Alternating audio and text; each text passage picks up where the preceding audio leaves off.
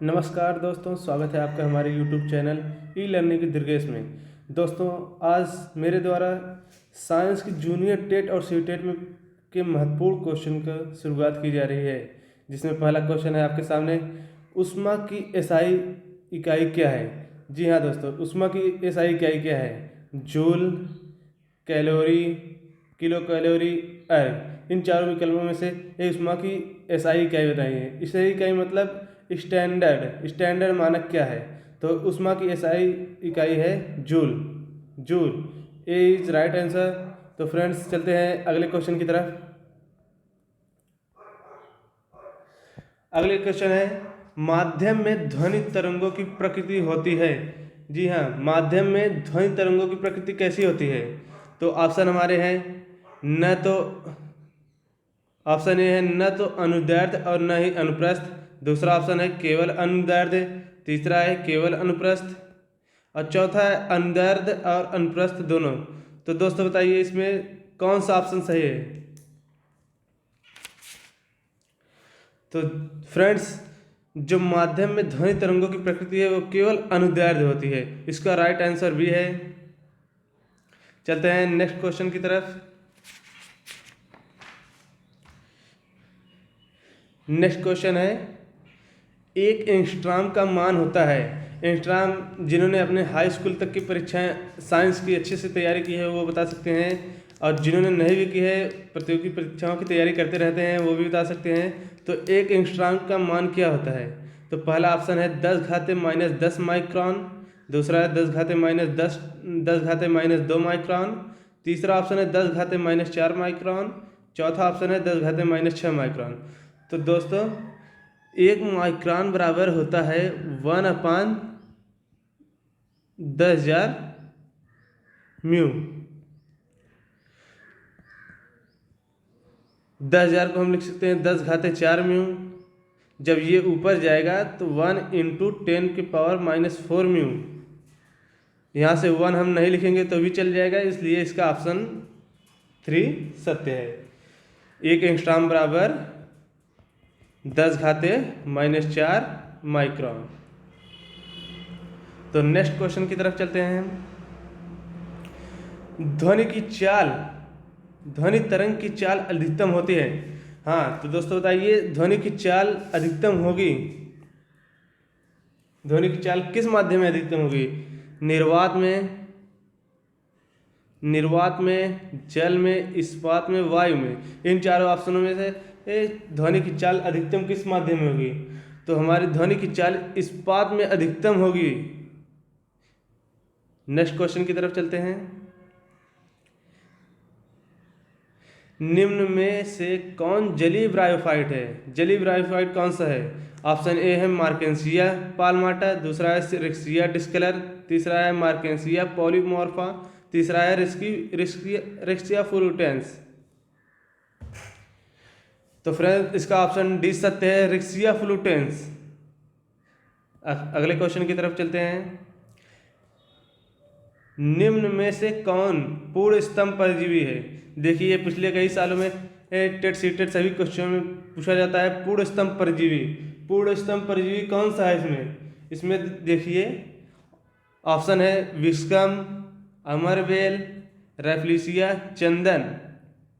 तो friends, option B अमरबेल, ये एक पूर्ण स्तंभ परजीवी है जो कि पेड़ों पर पकड़ के या उसी के आधार पर अपना जीवन यापन करता है। इस पूर्ण स्तंभ परजीवी है। अगले क्वेश्चन की तरफ चलते हैं।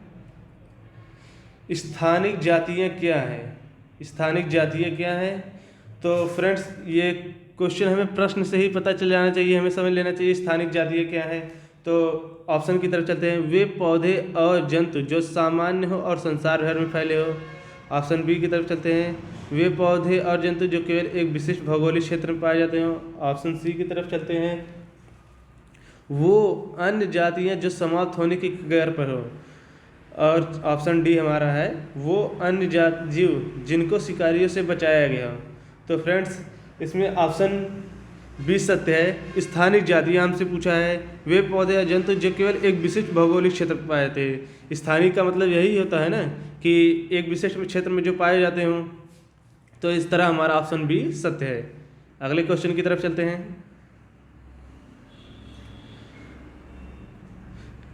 देखिए क्या क्वेश्चन कहा गया है इसमें। पौधों में मादा जननांग के भागों का व्यवस्थित क्रम पूछा है। पौधों के मादा जननांग के व्यवस्थित क्रम को देखते हैं ऑप्शन से। ऑप्शन ए है अंडाशय, वर्तिकाग्र, वर्तिका, पुष्पासन। ऑप्शन बी देखते हैं वर्तिका, वर्तिकाग्र, अंडाशय और पुष्पासन। अंडाशय तीसरा ऑप्शन है अंडाशय, वर्तिका, पुष्पासन और वर्तिकाग्र। ऑप्शन 4 है वर्तिकाग्र, वर्तिका, अंडाशय और पुष्पासन। तो इसमें से ऑप्शन कौन सा ऑप्शन हमारा जो सत्य होगा वो है ऑप्शन डी, वर्तिकाग्र, वर्तिका, अंडाशय, पुष्पांग। इसको ट्रिक से भी याद कर सकते हैं। पहले व से आते हैं व, फिर आ, फिर पू, फिर वापू, वापू। व से हमारा हो जाएगा वर्तिकाग्र, फिर व से हो जाएगा वर्तिका, फिर उसके बाद अंडाशय अ से आ जाएगा, फिर उसके बाद हमारा पुष्पासन आ जाएगा। तो फ्रेंड्स इस क्वेश्चन का ऑप्शन डी सत्य है। अगले क्वेश्चन की तरफ चलते हैं। निम्न रासायनिक अभिक्रियाओं में कैल्शियम कौन प्रदर्शित करता है? तो ऑप्शन देख लेते हैं। ऑप्शन ये हमारे ये option a MgCO3 arrow MgO plus CO2। Option b है 2Ag plus 2HCl plus O arrow 2AgCl plus H2O। Option c है 2Zn plus O2 arrow 2ZnO। Option D है 2ZnS plus 3O2 arrow 2ZnO plus 2SO4। तो इनमें से calcination कौन प्रदर्शित करता है? तो फ्रेंड्स हमारा ऑप्शन ए सत्य होगा। अगले क्वेश्चन की तरफ चलते हैं।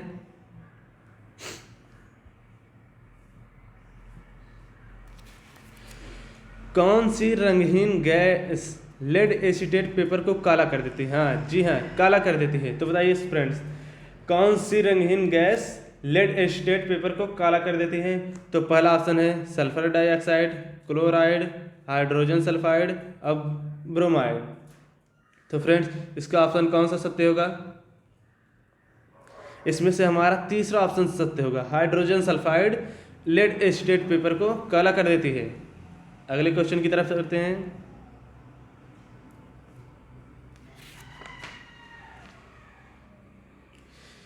निम्न में से कौन सा नाभिक स्नेही योजक अभिक्रिया के लिए सबसे अधिक क्रियाशील है? निम्नलिखित रासायनिक अभिक्रिया में कौन सा नाभिक स्नेही योजक अभिक्रिया के लिए सबसे अधिक क्रियाशील है? ऑप्शन ए सबसे अधिक क्रियाशील है, कि ऑप्शन बी सबसे अधिक क्रियाशील है, कि ऑप्शन सी, कि ऑप्शन डी? तो इसमें से हमें बताना है कि कौन सा नाभिक स्नेही योजक अभिक्रिया के लिए सबसे अधिक है। तो इसमें से ऑप्शन ए सत्य होगा, यह नाभिक स्नेही योजक अभिक्रिया के लिए सबसे अधिक क्रियाशील है। अगले क्वेश्चन की तरफ चलते हैं।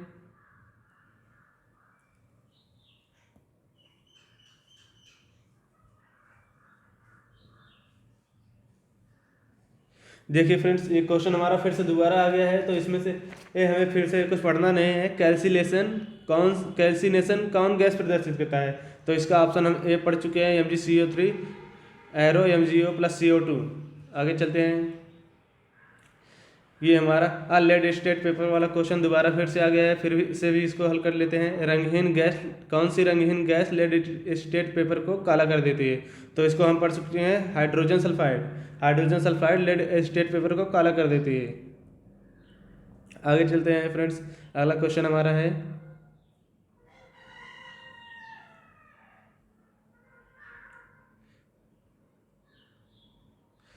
निम्न में से कौन विद्युत चुम्बकीय तरंग नहीं है? तो फ्रेंड्स निम्न में से कौन सा विद्युत चुम्बकीय तरंग नहीं है? तो ऑप्शन ए हमारा है अवरक्त तरंगे, एक्स किरणें, सूक्ष्म तरंग, पराश्रव्य। तो इसमें हमारा कौन सा विकल्प सही होगा? Option D पराश्रव्य। पराश्रव्य तरंगे विद्युत चुम्बकीय तरंग नहीं है। बाकी जितने अवरक्त तरंग विद्युत चुम्बकीय तरंग है, एक्स किरणें और सूक्ष्म तरंग, ये सभी विद्युत चुम्बकीय तरंगे हैं।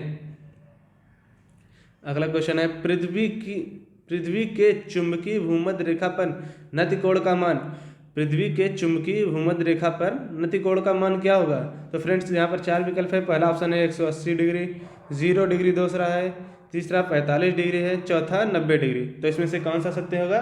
Option b 0 degree. 0 डिग्री पृथ्वी के चुंबकीय भूमध्य रेखा पर नति कोण का मान होता है।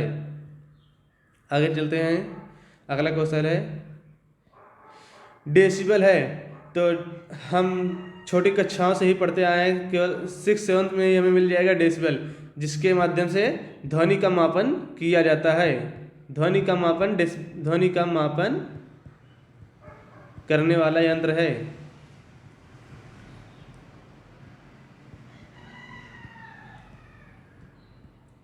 डेसिबल। तो इस ऑप्शन देख लेते हैं। इस पर ऑप्शन ए है एक वाद्य स्वरक, दूसरा है एक वाद्य यंत्र, तीसरा है शोर का तरंग दैर्ध्य, ऑप्शन डी है ध्वनि स्तर की एक माप। तो option D is right answer. अगला क्वेश्चन है हमारा किरचॉफ धारा नियम किसके संरक्षण पर आधारित है? तो फ्रेंड्स इसमें ऑप्शन देख लेते हैं हम। इनमें से कोई नहीं, ये देखिए ऑप्शन डी होना चाहिए था, पहला दे दिया है। पहले ऑप्शन बी देख लेते हैं, संवेग, ऑप्शन सी द्रव्यमान, तीसरा आवेश और चौथा मान लेते हैं इनमें से कोई। तो बताइए फ्रेंड्स, किरचॉफ धारा नियम किसके संरक्षण पर आधारित है? चलिए फ्रेंड्स इस क्वेश्चन का आंसर देख लेते हैं। इस क्वेश्चन का आंसर है आवेश। किरचॉफ धारा नियम आवेश के संरक्षण पर काम करता है। अगला क्वेश्चन है यम द्रव्यमान के एक कण की गतिज ऊर्जा ई है, तो संवेग होगा option a √2mE, option b 1/2mE, option c 2mE, option d √1/2mE। तो फ्रेंड्स इसका राइट आंसर होगा √2mE। इसी के साथ फ्रेंड्स हमारा साइंस की क्वेश्चन सीरीज समाप्त होती है। तो फ्रेंड्स